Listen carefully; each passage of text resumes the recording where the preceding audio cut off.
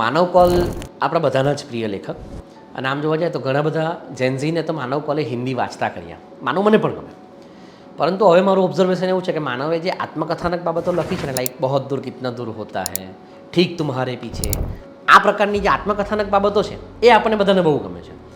પરંતુ એ સિવાય નવલકથાઓ માનવની થોડીક નબળી, શરૂઆતની થોડી ઘણી સારી છે, ટૂંકી વાર્તાઓ તો ખૂબ સારી છે, પરંતુ પછીથી જે બધી નવલકથાઓ આવી એ નવલકથાઓ સો આ સંયમ નામની નવલકથા જે છે એ પણ એમાંની જે મેં વચ્ચે મારે દિલ્હી જવાનું થયું તો ફકીરચંદમાં મેં આટો મારેલો. તો મને ફકીરચંદમાંથી મેં મારી જાતને એવું વિચાર્યું કે જ્યારે દિલ્હી જાઉં અને ફકીરચંદ જાઉં તો ત્યાંથી હિન્દી પુસ્તકો જ ખરીદવા. ઘણી વખત કેટલાક પુસ્તકોની એક જ લાઈન એક આખા પુસ્તકની ગરજ પણ સારતું હોય છે. એવી જ રીતે માનવનું આ પુસ્તક જ્યારે મેં વાંચ્યું ત્યારે સૌથી પહેલાં આ પુસ્તકમાં આ કોટ મને બહુ જ મજાનું વાંચવા મળ્યું કે we look at the world once in childhood, the rest is memory.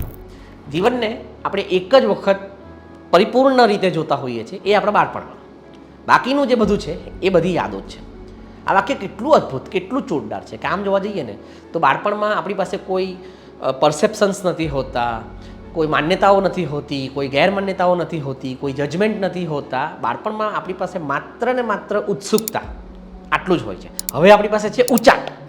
એટલે ઉત્સુકતા જ્યારે આપણી પાસે હોય, ક્યુરિયોસિટી હોય, ત્યારે આપણે દુનિયાને જજ કર્યા વિના એના ફ્લોમાં માણતા હોઈએ છીએ, ખૂબ મજા કરતા હોઈએ છીએ. દુનિયાને, આપણી આસપાસના લોકોને ખૂબ માણતા હોઈએ છીએ. આપણું નગર, આપણું ગામ, આપણું ફળિયું, આપણી વાડીઓ, આપણા ખેતર, આપણા બાળપણના મિત્રો, આપણી સ્કૂલ, આપણા ક્લાસરૂમ્સ, આ બધું જ આપણે કોઈપણ પ્રકારના પરસેપ્શન વિના કે કોઈપણ પ્રકારના જજમેન્ટ વિના કે કોઈપણ પ્રકારની ગેરમાન્યતાઓ કે માન્યતાઓ વિના આપણે માણતા હોઈએ છીએ. એટલે તમે જો ઓબ્ઝર્વ કર્યું હશે તો આપણને સૌથી વધુ જે યાદો રહી ગઈ છે એ પણ એ જ સમયની રહી ગઈ છે. ત્યાર પછી આપણી અંદર સમજણ નામનો એક કીડો ફૂટે અને સમજણ નામનો એક કીડો આપણને દરેક બાબત પ્રત્યે બહુ જજમેન્ટલ કરી દેતો હોય છે. એ કીડો આપણને દરેક બાબતો પ્રત્યે આપણને ખોટી ગેરમાન્યતાઓ ઊભી કરતો હોય છે. અને ખાસ તો એ કીડો, સમજણ નામનો કીડો, ઘણી બધી વખત આપણી અંદર ઈગો ઊભો કરતો હોય છે, જેને કારણે આપણે દુનિયાને એઝ ઇટ ઇઝ જોતા નથી અથવા સહજતાથી દુનિયાને જોતા નથી. આપણી જ આસપાસનું જે જગત, જે આપણે જીવવાનું છે, જે માણવાનું છે, એને ખોટા ઈગો સાથે, ખોટા પરસેપ્શન સાથે કે ખોટા જજમેન્ટ સાથે માણતા હોઈએ છીએ અથવા જોતા હોઈએ છીએ, જેને કારણે આ સમય આપણે જેવો જીવાવો જોઈએ, જે રીતે જીવાવો જોઈએ, જે આનંદ થવો જોઈએ એ કરી શકતા નથી.